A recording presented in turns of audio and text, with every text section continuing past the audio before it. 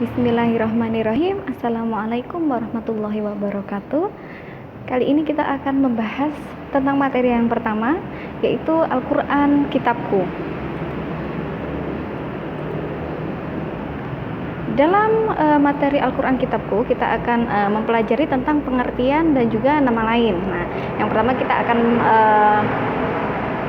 belajar tentang pengertian Al-Quran secara bahasa, istilah, dan juga pendapat beberapa ulama.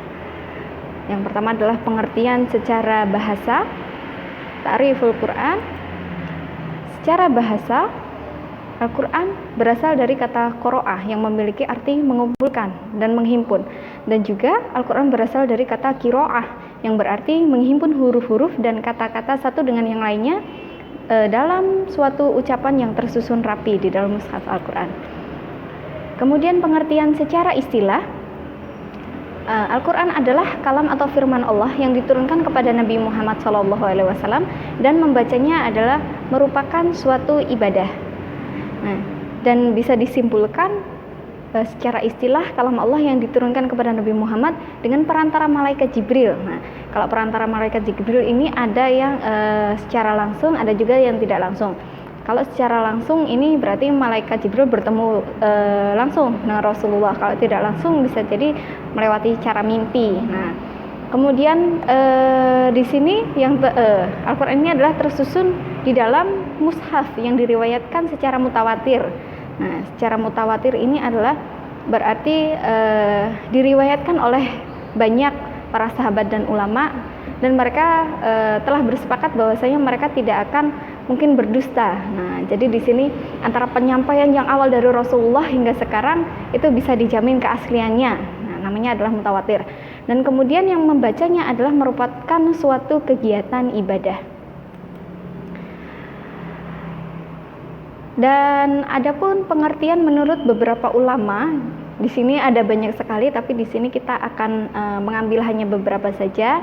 Yang pertama adalah al-Ihyai di sini dan juga beberapa golongan ulama bersepakat di sini Al-Quran berasal dari kata qoro'a yang artinya adalah membaca. Nah, dengan di sini bentuk perkembangan di sini ada qoro'a yaqra'u Qur'anan. Nah, yang kemudian dijadikan menjadi Qur'anun yang artinya adalah membaca. Kata tersebut selanjutnya digunakan ya untuk menunjukkan bahwa ini adalah kitab suci yang diturunkan oleh Allah kepada Rasulnya. Hal ini diperkuat pada firman Allah surat Al-Qiyamah ayat 17 sampai dengan 18. Nah, adapun di sini juga penjelasan dari Al-Asy'ari menyatakan bahwasanya Al-Quran berasal dari korona, yang berarti adalah menghubungkan satu dengan yang lain. Nah, dan kemudian di sini menyatakan dari Al-Asy'ari bahwa kata korona di sini kemudian dijadikan dengan kalimat kalamullah, ya, yang disimpulkan menjadi kalamullah.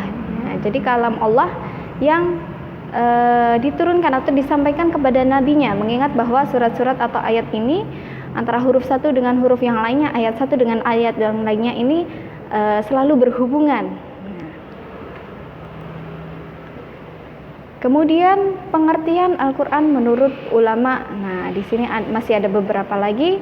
Yang pertama ada Syekh Muhammad Al-Qudari menyatakan bahwasanya Al-Quran adalah lafaz atau firman Allah dengan bahasa Arab yang diturunkan kepada Nabi Muhammad untuk memahami isinya, ya, agar selalu diingat, selalu didengar dan disampaikan dengan cara mutawatir yang ditulis di dalam mushaf yang dimulai dari surat Al-Fatihah dan ditutup dengan surat An-Nas. Kemudian ada juga pendapat As-Subki Saleh. Di sini Al-Quran adalah kitab Allah yang mengandung mukjizat. Ya, jadi Al-Quran ini adalah mukjizat dari Nabi Muhammad yang diturunkan kepada Nabi Muhammad SAW yang ditulis di dalam mushaf, ya, dan disampaikan secara mutawatir dan bernilai ibadah bagi yang membacanya. Adapun juga di sini ada Syekh Muhammad Abduh menyatakan bahwasanya Al-Quran adalah kitab bacaan yang tertulis di dalam mushaf yang terpelihara di dalam dada orang-orang yang menjaganya, ya, dengan cara menghafal serta meyakini. Nah, jadi apabila nanti disuruh menyebutkan tentang pengertian Al-Quran, kalian bebas menyatakan pengertian menurut siapapun, itu boleh. Nah, setelah tadi membahas tentang pengertian Al-Quran, kita akan membahas tentang nama-nama lain Al-Quran, ya. Jadi di sini Al-Quran memiliki nama lain, ya, bukan hanya dengan Al-Quran, Quran, tidak, tapi masih banyak yang lainnya. Contohnya, ya, di sini ada nama-nama lain. Yang pertama adalah Al-Quran, ada kitab, buku, Az-Zikr sebagai peringatan, Mau'izah sebagai nasihat atau peringatan, Furqan pembeda, Al-Hukum sebagai hukum, Huda sebagai petunjuk, Bayan penerang, Al-Kalam firman Allah, An-Nur cahaya, Mau'izah nasihat tadi sudah, Al-Hikmah kebijaksanaan, Aziz yang dimuliakan, Az-Zikr peringatan, Rahman sebagai rahmat, Mubin yang menerangkan, Mubarak yang dimuliakan, Asyifa sebagai obat penyembuh, dan lain sebagainya. Nah, di sini ada kolomnya, ya, yang mungkin kalian bisa lebih mudah, ya, dalam memahaminya. Ya, materi Al-Quran kitabku dengan nama lain dan sifat Al-Quran di dalam ayat. Ya, yang pertama dicontohkan dalam surat Al-Baqarah ayat 2, Dzalikal kitabu la raiba fihi hudal lil muttaqin. Ya, di situ ada arti per kata zalika, artinya itu, kitabu kitab, yang dimaksudkan adalah Al-Quran, la tidak, roiba keraguan, fihi di dalamnya, hudan petunjuk, lil muttaqin orang-orang yang bertakwa. Nah, di sini tercantum ada dua nama lain di dalam surat tersebut. Yang pertama adalah kitab dan juga huda, ya. Disebutkan untuk Alkitab. Nah, di sini menjelaskan bahwasanya kitab Al-Quran ini adalah sebagai penanda bahwa Al-Quran harus ditulis. Karena itu Nabi Muhammad memerintahkan kepada seluruh sahabatnya, apabila Nabi Muhammad menyampaikan suatu ayat, untuk segera dituliskan.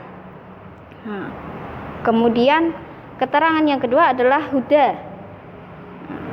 Huda di sini Al-Quran adalah sebagai petunjuk. Nah, jadi Al-Quran ini adalah sebagai pemberi petunjuk bagi orang yang bertakwa, karena orang yang bertakwa adalah orang yang selalu mengusahakan dirinya untuk memelihara dan juga menjaga dirinya agar selalu terhindar dari azab yang pedih dengan mentaati perintahnya dan juga larangannya. Dan juga kemarin dicontohkan pada surat Al-Jasiyah. Nah, pada ayat 20 di sini hada basyarul linnas wa huda wa rahmatul liqaumi yuqinun. Nah, ada basor, ya.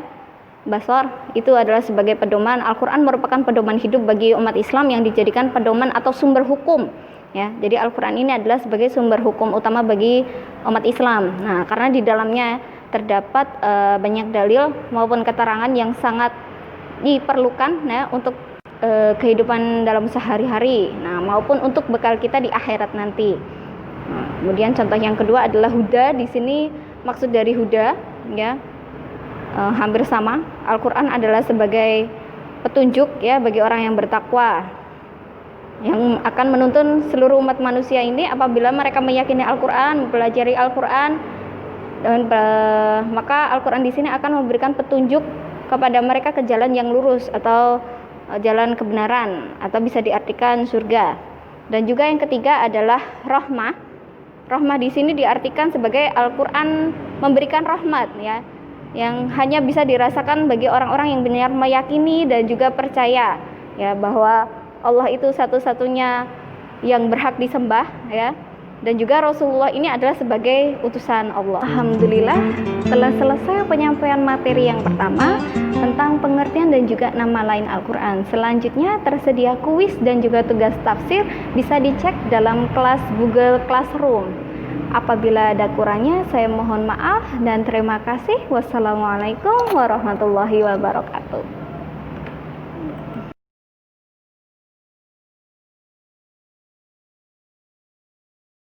Thank you.